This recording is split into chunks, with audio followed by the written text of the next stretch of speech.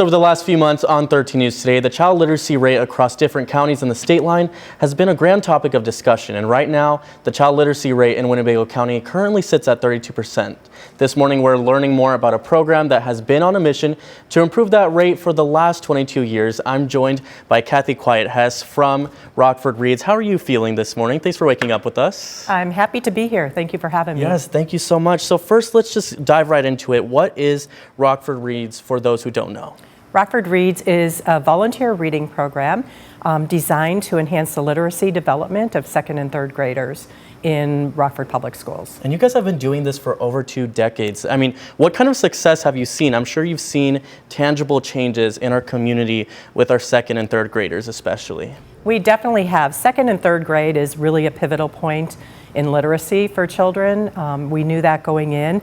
We definitely have seen steady improvements, albeit COVID came into the picture and the decline came, but I think we're on the upward trend again. Well, that's amazing. COVID definitely did put a dent in everything. So obviously the powerhouse of Rockford Reads are the volunteers. They're the ones that make it all happen. I mean, these people, correct me if I'm wrong, they're going into schools and in libraries, reading to students only 1 hour a week and helping out and giving their time. Tell us about the volunteers and how they help out Rockford Reads.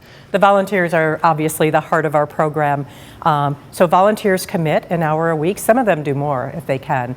And in that hour, they'll read with 2 or 3 students, the same 2 or 3 students throughout the course of the school year.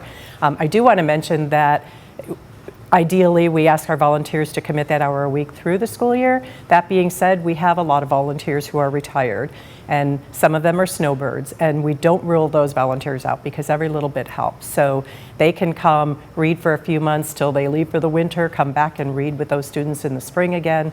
It's all good. So definitely people can still volunteer even if they have some certain time constraints. And earlier you mentioned they're paired with the 2 same students, so I'm sure that connection with the student is important and they're really seeing these students grow. Tell me a little bit about that. That is amazing. I mean, when we started the program, we knew academically we wanted to see improvements, but we also saw the mentoring aspect can't be discarded at all. The relationship that develops between the volunteer and the students is tremendous.